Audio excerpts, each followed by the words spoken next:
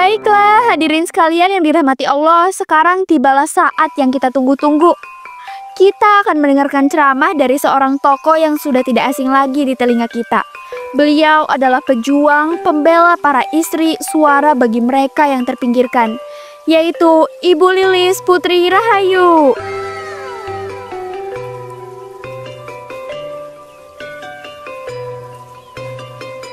Assalamualaikum warahmatullahi wabarakatuh. Waalaikumsalam warahmatullahi wabarakatuh. Ibu-ibu yang saya cintai, hari ini kita berkumpul di sini bukan hanya untuk mendengar, tapi untuk membuka mata, membuka telinga, dan membuka tabir bahwa perempuan bukanlah makhluk lemah yang bisa dipermainkan. Poligami bukanlah solusi. Poligami adalah luka. Luka yang disembunyikan di balik kata ikhlas dan juga sabar. Ya Allah, Bu Lilis ini emang luar biasa ya. Baru ngomong sebentar aja auranya udah kerasa banget. Saya jadi merasa terharu karena omongan beliau. Apa yang beliau omongin bener-bener sesuai kayak hidup saya. Saya sudah bertemu banyak perempuan yang air matanya habis karena suaminya berbagi hati. Mereka terpaksa tersenyum di depan orang tapi hatinya hancur di dalam rumah. Dan saya tanya kepada ibu-ibu semua, apakah kita mau terus-terusan menjadi korban? Apakah kita mau terus-menerus ditindas dengan alasan seperti ini? Enggak Bu, tentu aja enggak mau. Kami enggak mau terus-terusan dijadiin korban dan alat permainan lagi. Jawaban yang bagus. Itu sangat-sangat betul. Kita punya hak untuk dicintai sepenuhnya. Kita punya hak untuk tidak diduakan. Dan yang paling penting, kita punya hak untuk berkata tidak. Betul Bu, setuju. Sekarang udah bukan zamannya lagi perempuan terus-menerus ditindas. Bukan waktunya lagi perempuan terus-terusan ngalah. Iya betul, tolak poligami, tolak poligami, tolak. Dari hati yang pedih melihat penderitaan para istri, dari penderitaan yang selama ini dirasakan oleh perempuan-perempuan di luar sana, maka saya membentuk komunitas perempuan satu hati. Di sini kita menampung curhatan para istri korban poligami. Kita bantu mereka secara hukum, dan yang paling penting, kita galang dana untuk membantu kehidupan mereka. Kotak di depan ini adalah wujud nyata perjuangan kita. Setiap rupiah yang ibu-ibu sisihkan akan menjadi pelukan hangat bagi saudari kita yang sedang berjuang di luar sana. Saya mungkin gak bisa bantu dengan jumlah yang besar Bu, tapi dengan uang ini saya ikhlas, saya ridho, saya doakan semoga mereka terus diberikan kekuatan. Amin Bu Murni, terima kasih. Berapapun jumlah yang ibu berikan, asal ibu ikhlas dan ridho itu lebih berarti dari semua harta di dunia ini. Kita ini satu keluarga besar Bu. Dari keluarga itu saling menjaga, saling melindungi. Saya berjanji, saya tidak akan pernah membiarkan poligami merusak rumah tangga kita. Saya tidak akan membiarkan hal itu terjadi dalam kehidupan kita.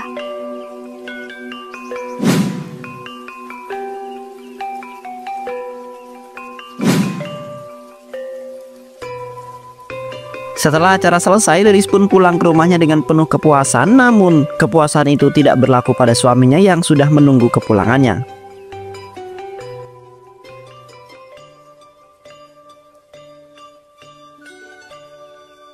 Lilis, kalau aku lihat dari kesibukanmu belakangan ini, kayaknya kita itu perlu bicara deh sekarang. Bicara apa lagi Mas?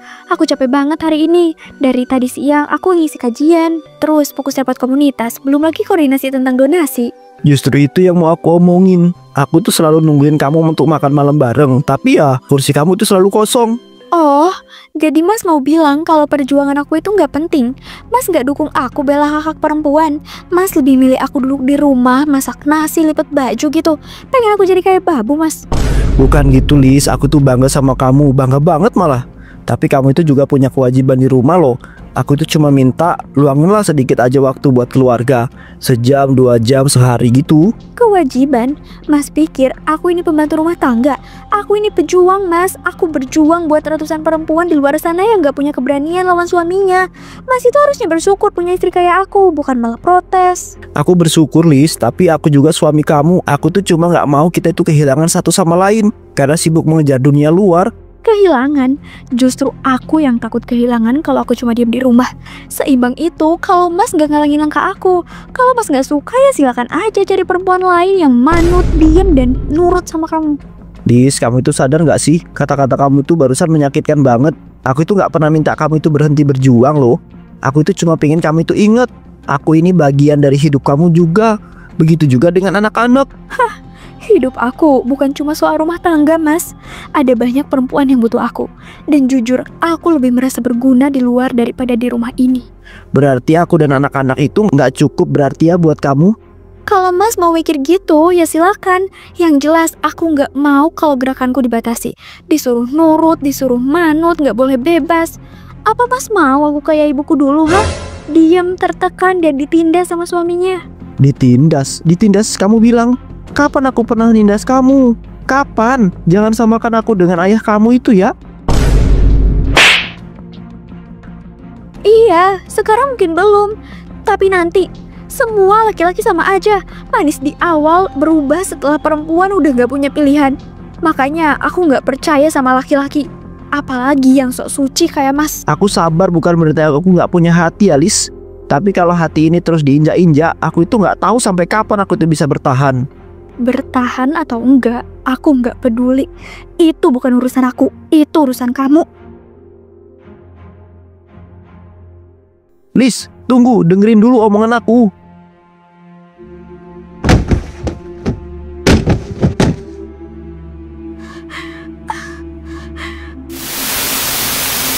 Kenapa kamu? Lagi-lagi ngomong soal itu, ha? Pulangnya kerja capek-capek, bukannya disambut malah disodorin omelan tiap hari. Aku ngomong gini bukan tanpa alasan, Mas. Kamu pikir aku nggak tahu? Itu perempuan yang sering kamu ajak keluar, dia bukan cuma teman kerja kan? Dia itu... Jaga mulut kamu, jangan asal menuduh. Kamu cuma dengar dari mulut tetangga kan? Jangan langsung percaya. Aku nggak cuma dengar, Mas. Aku lihat sendiri. Kamu beliin dia gelang emas, baju-baju baru yang harganya mahal. Sementara aku di rumah ini, anak kita sampai gak bisa beli buku buat sekolah.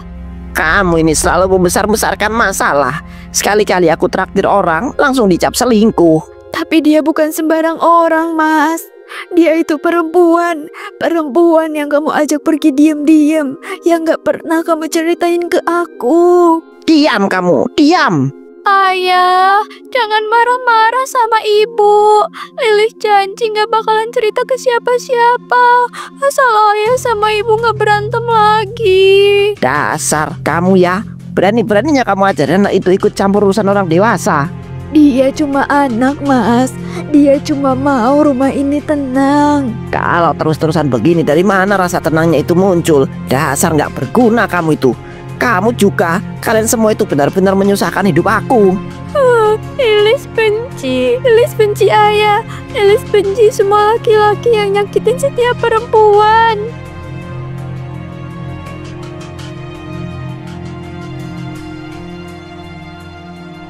Lis, maafin aku ya Lis. Aku itu nggak sengaja. Aku cuma... Cukup.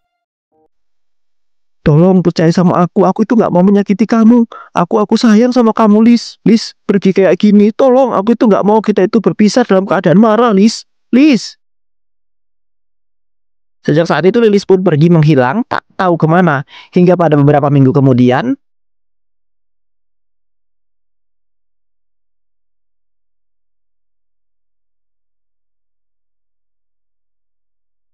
Mbak Lilis, banyak pendengar kami yang nunggu-nunggu episode ini. Mereka bahkan udah berkali-kali DM buat nanyain. Tapi beberapa minggu terakhir ini, Mbak ini kayak menghilang ya? Boleh cerita, Mbak, kenapa? Saya butuh waktu, Mbak. Butuh ruang untuk memulihkan diri. Selama ini saya berjuang untuk perempuan lain. Menjadi suara mereka yang terpinggirkan. Tapi ternyata saya sendiri jatuh menjadi korban. Korban? Korban apa, Mbak? Korban kekerasan rumah tangga dari orang yang seharusnya melindungi saya, yaitu suami saya sendiri. Dan ini bukti nyatanya. Astagfirullah, yang benar, Mbak. Saya nggak nyangka, saya benar-benar kaget. Karena setahu saya, suami Mbak itu orangnya tenang, jarang bicara, bahkan dikenal sopan sama orang sekitar. Itulah, orang cuma lihat permukaan, Mbak. Di depan orang, dia seperti malaikat, tapi di rumah, dia penguasa, mengontrol semua gerakan saya, melarang ini itu. Bahkan, pernah melarang saya hadir mengisi kajian. Padahal itu perjuangan saya. Jadi, dia ngelarang aktivitas Mbak yang jelas-jelas untuk kebaikan banyak orang? Iya. Dia bilang saya terlalu sibuk, bahwa rumah tangga harus jadi prioritas. Tapi saya tahu itu cuma alasan. Dia takut saya punya suara yang lebih besar darinya. Dan saya tahu poligami dan kekerasan itu sering berjalan beriringan. Tapi setahu saya suami Mbak nggak berpoligami kan? Bukan enggak, tapi lebih tepatnya belum. Kode-kode itu jelas Mbak. Dari cara dia bicara, dari candaan yang mengarah ke situ, dan dari komentar-komentar soal keadilan dalam rumah tangga. Semua tanda-tanda itu sudah saya baca. Jadi, ini bukan cuma soal kekerasan fisik, tapi kekerasan batin, rasa takut, ancaman yang tidak terlihat. Iya, betul. Luka itu bukan cuma memar di kulit. Luka itu saat kita hidup di rumah sendiri, tapi merasa seperti dalam tahanan. Kalau begitu, sekarang Mbak Lilis mau bagaimana? Saya sudah resmi ditalak, Mbak, dan saya tidak akan menoleh ke belakang. Sekarang, saya akan lantang bicara lebih lantang dari sebelumnya. Tidak ada perempuan yang boleh merasakan sendiri seperti saya rasakan. Ya ampun, Mbak. Kami semua dukung Mbak. Dan saya yakin ribuan perempuan di luar sana juga bakalan mendukung Mbak. Dan dari masalah ini, saya ingin berpesan kepada semua perempuan untuk jangan pernah takut meninggalkan orang yang melukai kalian. Hidup kalian jauh lebih berharga dari status istri.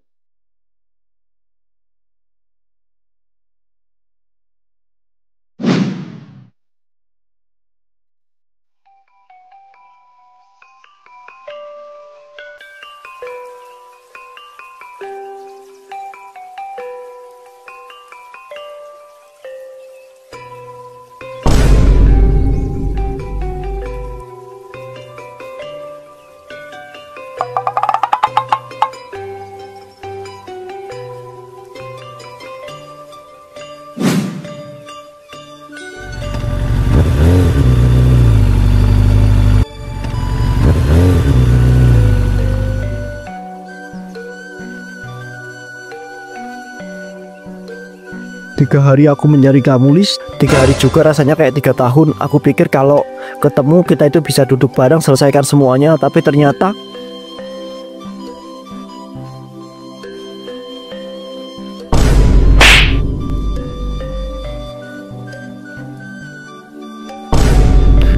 Lilis, itu kan Lilis. Dia lagi ngapain dengan pria itu?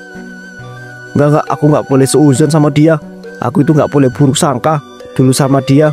Lebih baik aku itu samperin dia sekarang juga deh.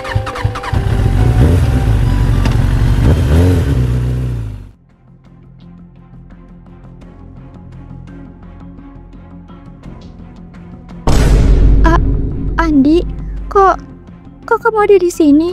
Harusnya aku yang tanya kayak gitu, Lis. Kamu itu ngapain sama dia di sini? Oh, saya perkenalkan, saya suaminya Lilis. Suaminya? Suaminya kamu bilang, Lilis, aku ini suami kamu. Aku itu nggak pernah bilang cerai sama kamu ya. Kita itu masih sah sebagai suami istri. Aku bisa jelasin. Jelasin apa? Setelah kamu fitnah aku di podcast, bilang aku tuh menyakiti kamu, bilang aku itu sudah talak kamu, ternyata kamu malah menikah diam-diam. Maksudnya apa ini? Kamu bilang kamu itu udah resmi cerai, Lis? Aku emang udah nggak sama dia, Mas. Cuma belum sempat urus suratnya. Belum sempat urus surat, Lis. Kamu nyebarkan kabar ke seluruh dunia kalau aku itu pelaku KDRT. Bahkan bilang kita itu sudah resmi berpisah. Tapi ternyata kamu yang melanggar hukum. Loh, itu kan aktivis anti poligami yang viral di Instagram. Kau nggak salah, namanya Lilis. Tahu nggak? Itu loh aktivis perempuan yang belakangan ini seliweran di dunia maya. Videonya juga sering FYP kok di HP-ku. Iya, saya baru ingat. Lilis yang suka keluar-keluar anti poligami itu kan. Pantes aja ya meninggalak banget. Ternyata dia sendiri yang playing victim sama suaminya. Lilis, kamu itu nggak bilang sama aku kalau kamu itu masih istri sah dia ya. Aku ini nggak mau terlibat masalah hukum. Mas Bima, please, Mas, aku bisa jelasin semuanya. Jangan gini Mas di depan orang-orang. Mas, secara hukum dan agama dia itu masih istri saya. Apa yang Mas lakukan sekarang itu zina. Jadi semua yang kamu ceritakan tentang dia itu bohong, Lis. Aku cuma mau bebas, Mas. Aku mau hidupku nggak tertekan lagi. Kamu pahlawan di mata mereka, tapi di mataku kamu itu cuma pengkhianat, Lis. Setelah kejadian itu, video pertengkaran dan perselingkuhan Lilis menjadi viral nomor 1 tingkat media. Bagaimana tidak, aktivitas perempuan yang selama ini menyuarakan anti poligami diam-diam malah menikah lagi. Akibatnya, apa yang selama ini sudah didapatkan pun perlahan sirna. Pemirsa, aksi aktivis bernama Lilis yang ketahuan selingkuh beberapa hari lalu menarik perhatian publik. Berbagai reaksi muncul dan kencaman dilayangkan dari berbagai pihak. Akibatnya, sejumlah kontrak kerja dibatalkan dan citra dirinya runtuh seketika. Dan hingga kini, Lilis belum memberikan klarifikasi resmi. Publik menunggu, tapi rasa kecewa sudah menyebar luas. Enggak, ini enggak seperti yang kalian pikirin. Aku cuma mau diperhatiin. Berhenti, tolong berhenti, tolong hentiin semua berita ini. Aku udah gak punya apa-apa lagi. Rumah, suami, semuanya udah pergi ninggalin aku sendiri. Aku udah gak punya siapa-siapa lagi sekarang. Hidupku hancur. Jadi please jangan hina aku lagi. Aku mohon.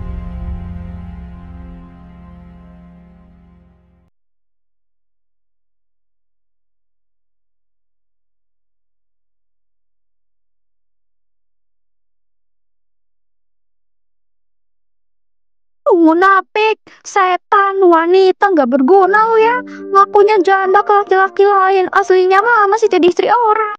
Mampus, makan tuh karma, gayanya bawa-bawa harkat martabat perempuan. Mbak, Mbak nggak apa-apa. Mukanya kok pucat banget. Mau minum, Mbak? Atau mau duduk dulu sebentar di sini? Enggak, Bu. Aku cuma mau pulang. Kalau mau nyebrang, tunggu lampu merah, Mbak. Ini kan perempatan besar, bahaya loh. Kenapa semua ini harus terjadi ke aku? Aku cuma mau dihargain. Mau ada yang percaya sama aku. Salahku apa sih sampai Tuhan hukum aku kayak gini? Kalau aku hilang, apa semua ini bakalan berhenti? Kalau aku nggak ada, apa mereka akan berhenti bicara? Berhentiin aku. Halo Mbak, kok diem aja sih? Lagi ada masalah hidup ya? Kalau berat, sini cerita sama saya aja Mbak. Saya siap kok dengerin kau kesah Mbak. Enggak usah Bu. Saya mau pulang aja. Ya udah, kalau gitu saya pamit dulu ya Bu. Permisi. Masih ada hal yang harus saya kerjakan soalnya.